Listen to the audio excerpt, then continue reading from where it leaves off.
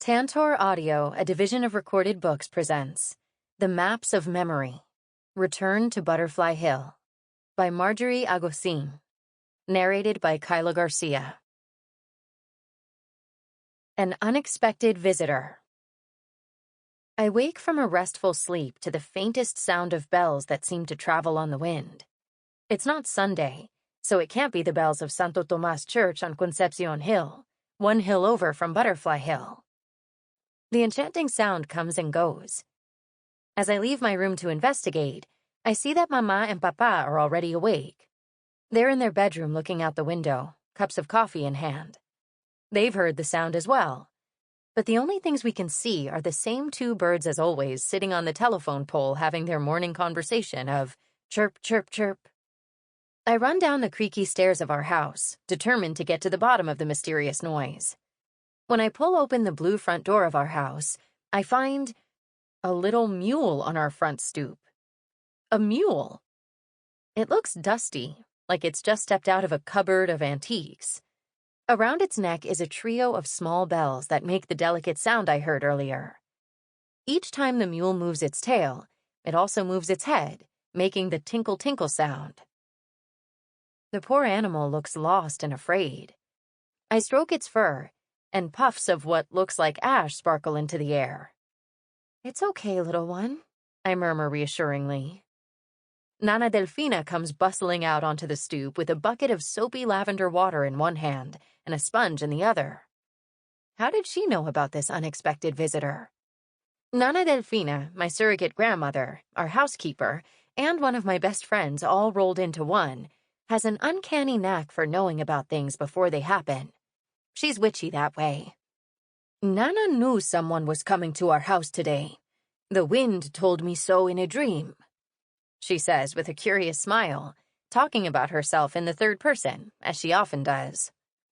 Nana doesn't want any bad spirits floating into the house on the ash. She's also superstitious. Mama and Papa come to help. As we wash the mule, we can see that she, Papa, who's a doctor, has declared she's a girl, is a silvery brown, the same color as my morning coffee with frothy milk. The little mule looks at me with her huge brown eyes. My heart melts. Seeing the look on my face, Papa says, "You can't keep her, Celeste. We have to find her owner. When Mama and I go to our clinic this morning, we'll ask if anyone knows about a lost mule. Why don't you and Cristobal Williams ask around too? It will give you something to do." He's hinting, not so subtly, at my laziness of late. He says I spend too much time in my room, brooding, whatever that means. Just then, Abuela Frida, my granny, magically appears in the garden, her wispy gray hair still in curlers. Her eyes, somewhere between blue and violet, go wide when she sees the mule, and she squeals in delight. "This mule is a sign of good things to come," she says, and then, admiring the animal's coat, she adds in a dreamy voice, "She's the color of the stars just before they fall to earth." And she begins scratching the animal's long ears. We take the mule to the back garden so she can graze and smell all the blooming flowers and the morning dew. She seems much more relaxed after her bath. Nana Delfina brings her a bucket of oats and carrots, and Abuela Frida brings her some plump figs. The little mule begins happily munching away. I rush back inside the house, put on my sneakers and a sweatshirt, and dash back outside, on a mission to find Cristobal Williams. Cable cars at rest. The cable cars that used to take us up and down the hills of Valparaiso have been out of service for the last 6 months, so I have to walk into town. Since returning to Chile from Juliet Cove, Maine, where my parents had sent me until the dictator's death, I have noticed there's been one strike after another, and services like the cable cars have stopped running. Apparently, the once magenta, blue, and orange cars, now a dull gray, haven't been renovated in decades and are no longer safe. Doors have actually come off their hinges. Thanks to the dictator, the whole country is now in a state of disrepair. No one knows what to fix first.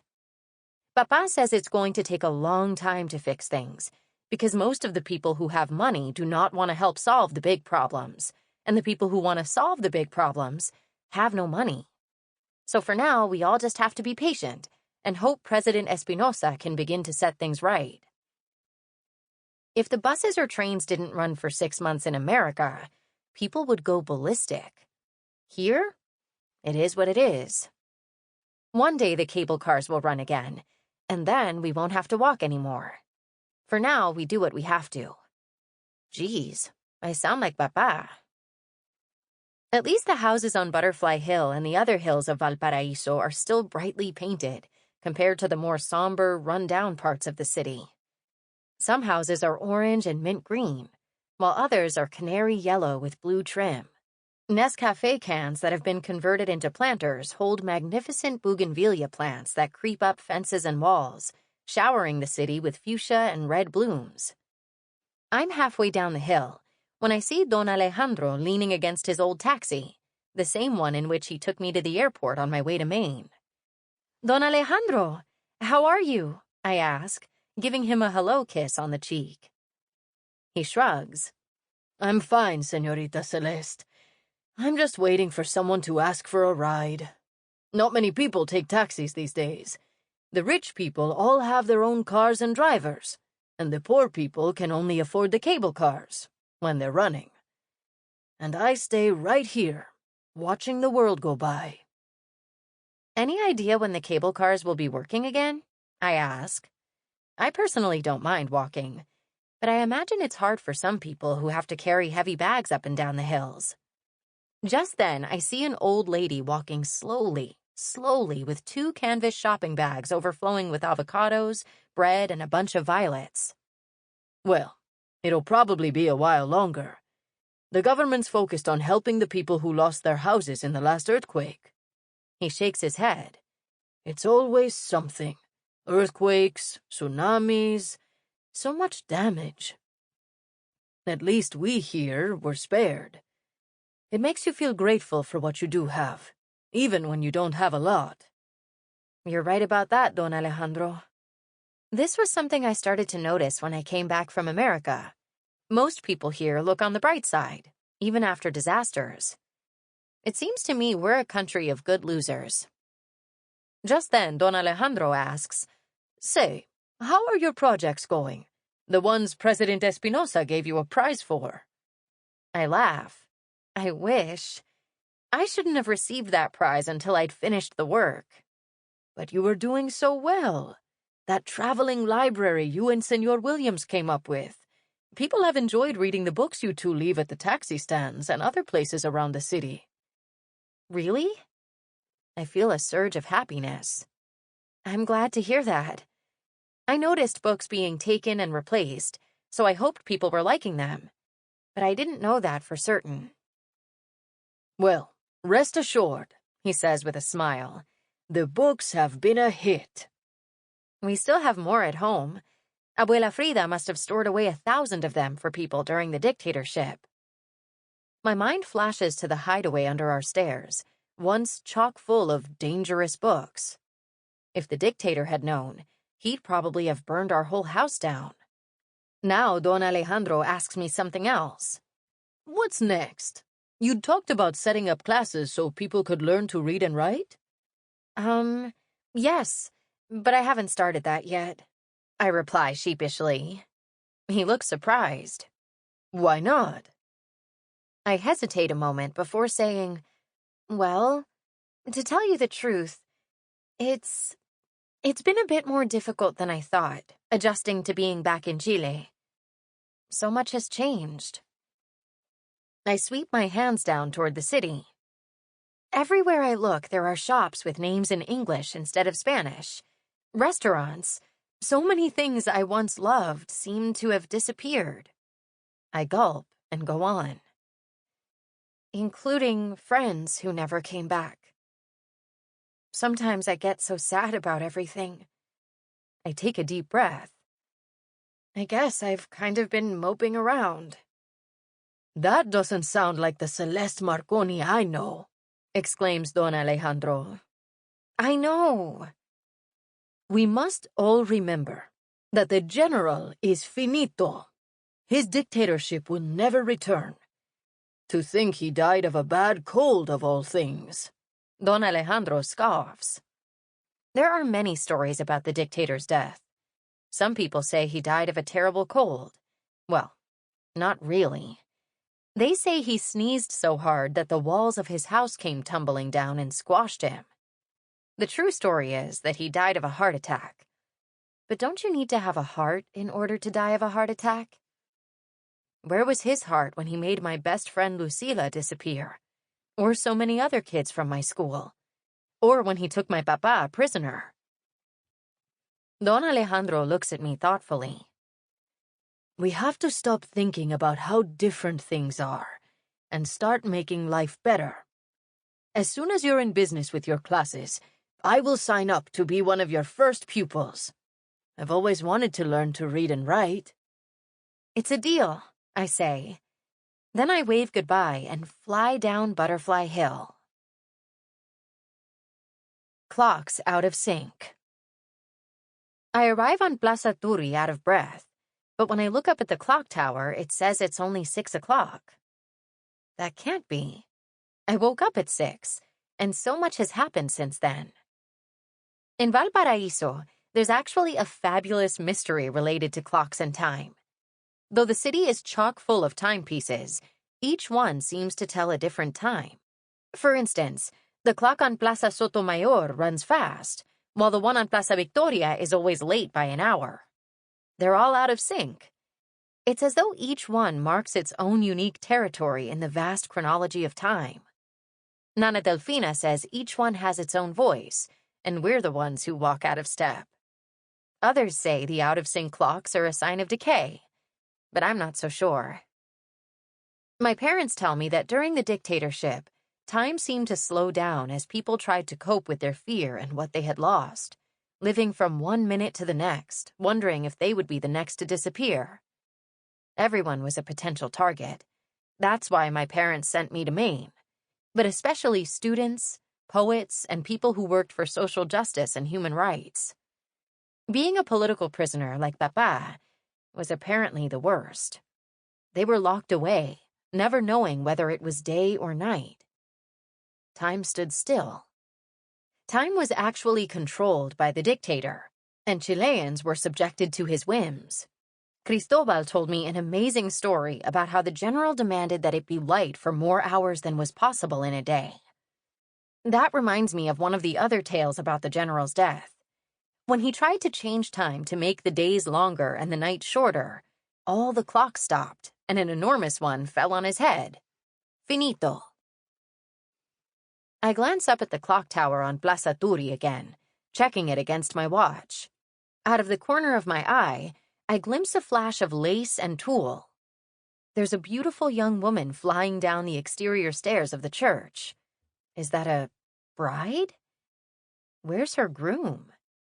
She's all alone, running as fast as she can. Is she... She is. She's trying to make her escape. As she runs out onto the square, I shout out to her, "Señorita, there's a taxi driver just up the hill if you need a ride." "Gracias, niña," she calls back, and tosses me her small bouquet as she heads in the direction I'm pointing. As I watch her float up the hill like an angel, I press the sweet-smelling roses to my nose and realize the fugitive bride must have decided at the last moment that she didn't want to get married. She threw caution and fear to the wind just in the nick of time. I make my way over to Senora Williams's flower stand. She and Cristobal look just about done setting it up. "Hola, Celeste," says Cristobal. "What are you doing down here so early? I wasn't expecting to see you until lunchtime." Cristobal has a new friend, a girl from France named Genevieve, who he wants me to meet. We're having lunch with her and some of our other friends today at a new restaurant called Stevens. "Hola, Cristobal. Hola, Senora Williams. Cristobal, I need your help. You'll never guess what happened this morning." "Tell me," he says, wiping his hands on a rag after plunging a bunch of copihues, the national flower of Chile, into a green bucket. "It's better if I show you. Senora Williams, can you do without Cristobal for a while?" Sí, niña. We were just about to open. I can handle things from here. Revelations. When we reach the house, Cristobal is as taken with the mule as everyone in the Marconi household. He promises to help me find her owner. Mama and Papa come outside to say hello and invite Cristobal in for coffee and avocado toast. As we turn to go inside, Mama gasps. We follow her gaze.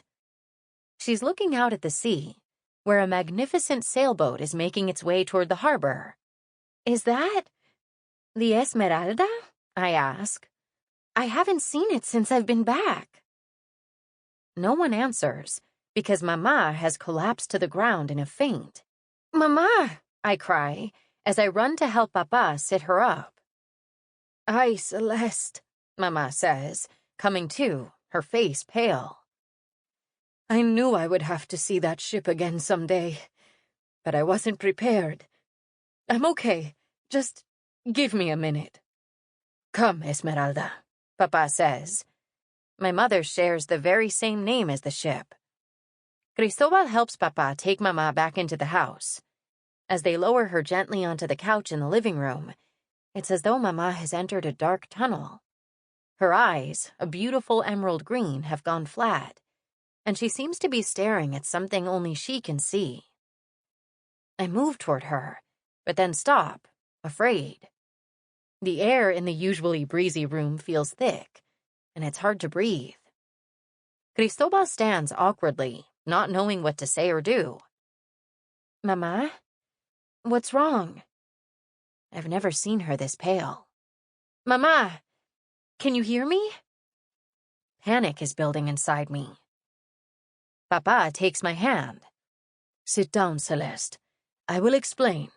But first, let me get some chamomile tea to settle your mother's nerves. Nana will fetch it, Nana says and bustles out. Esmeralda, take a deep breath. Good. Now another, Papa says soothingly. But Mama's gaze is still far away.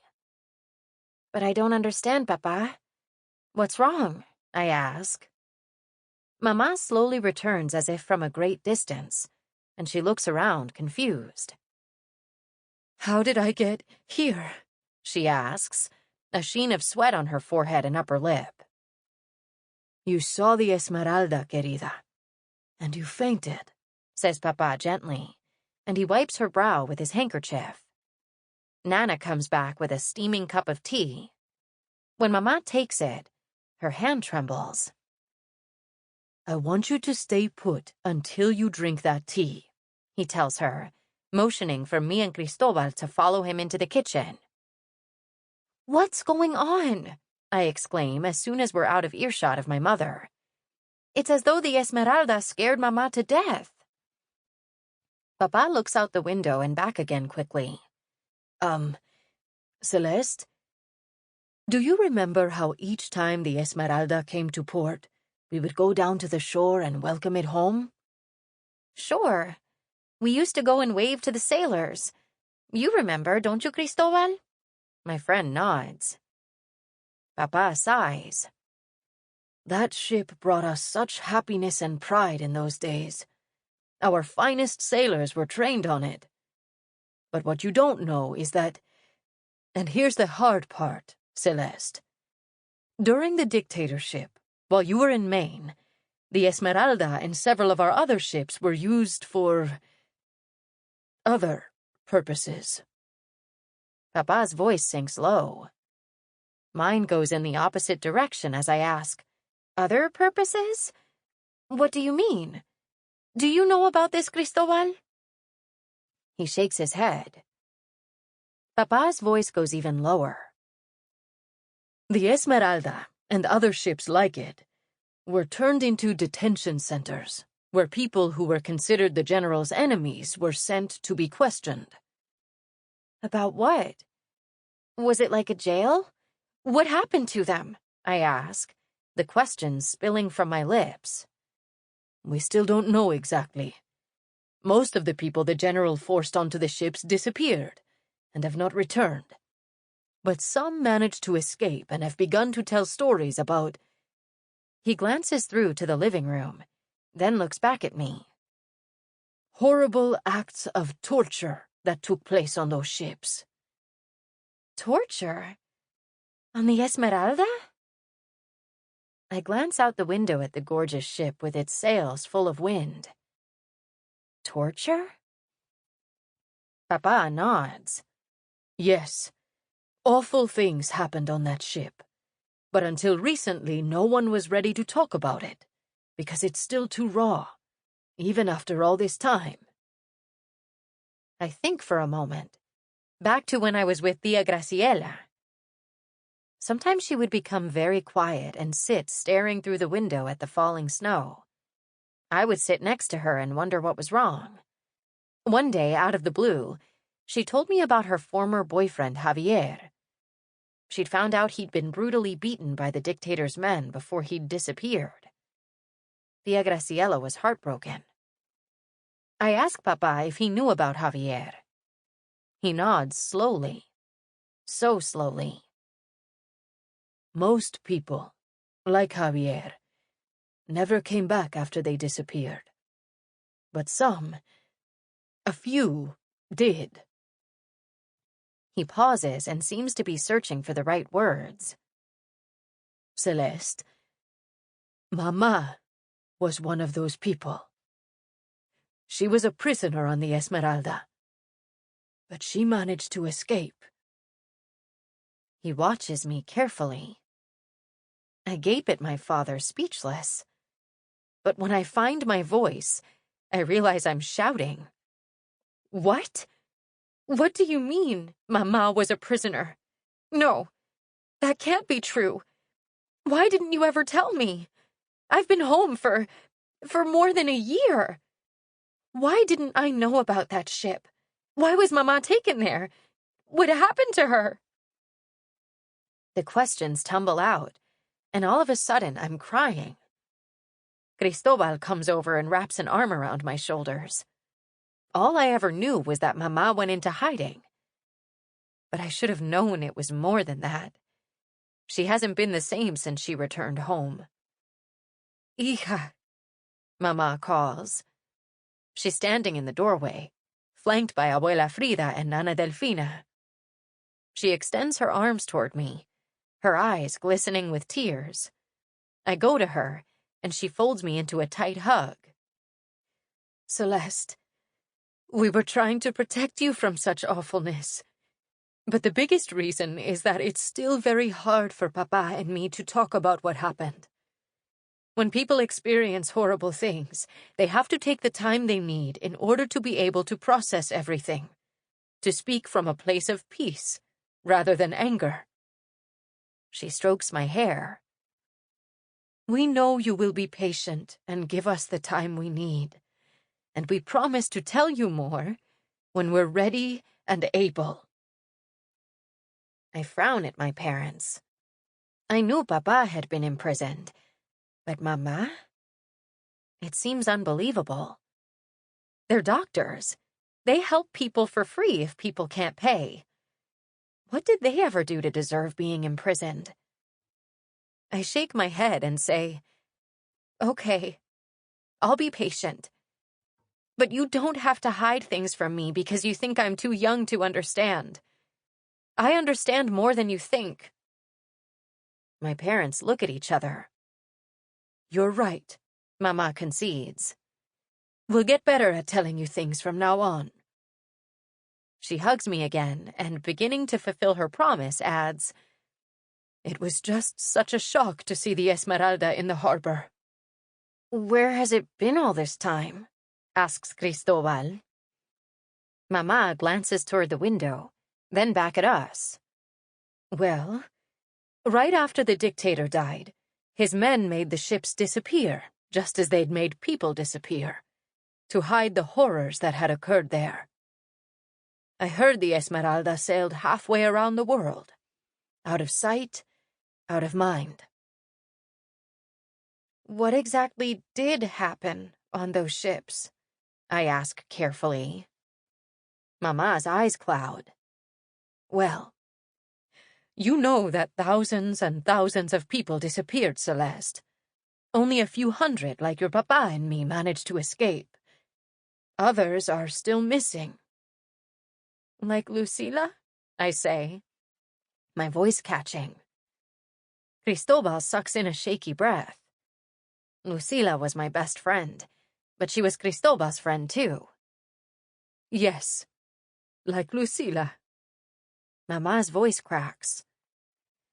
Her disappearance was never even recorded. When her grandmother asked the authorities where Lucila and her parents were, they feigned ignorance. The dictator. He went to great lengths to conceal his actions. He knew what a terrible thing he was doing. But disappeared doesn't necessarily mean dead, does it? I ask. Because I honestly can't let myself believe that Lucila and all the others might really be dead. They must be in hiding, in the mountains where no one can reach them. But my father's next words tear those hopes to shreds. Not always, hija, but... Again, my parents glance at each other. In most cases, yes, that's what it means. I pull away from my mother. Lucila? Dead? Every time that horrid thought crossed my mind in the past, I banished it, refusing to go there. But now there is no escaping the possibility. I think I'm going to throw up. I run for the bathroom just in time. Mama follows and holds my ponytail away from my face as I heave and heave. Finally, I sit back on the cool tiled floor. But what did Lucila ever do to the dictator, Mama? What did you do? I don't understand. None of it makes sense, mija.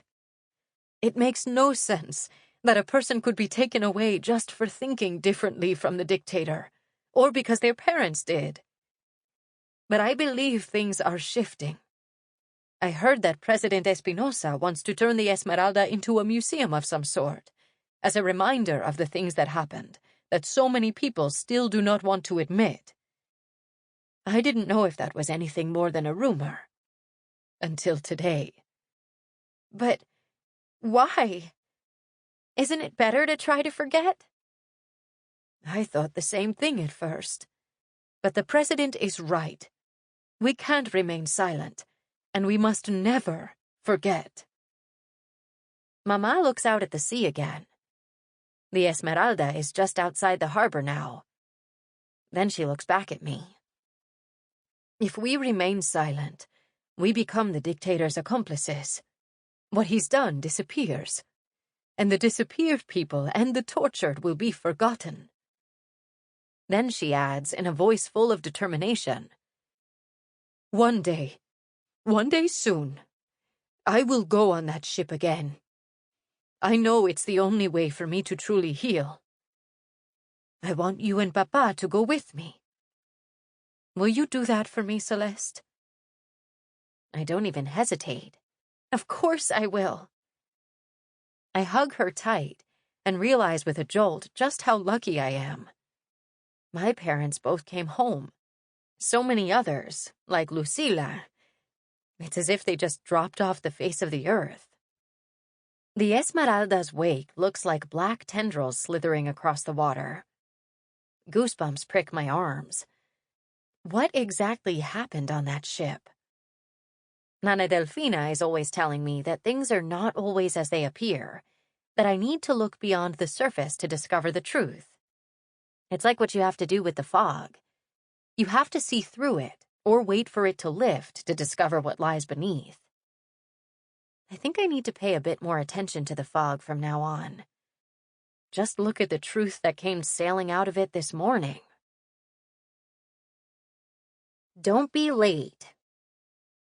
After Cristobal heads back to his mother's flower stand and Mama and Papa leave for work, I retreat to the roof outside my bedroom window, my favorite place to write in my notebook of dreams. The Esmeralda is on the other side of the harbor now, but I still see it in my mind's eye, and I can't stop thinking about it. For my 14th birthday, My parents gave me a conch shell shaped like a snail. It's peachy pink and as big as my head. I keep it. Sample complete. Ready to continue?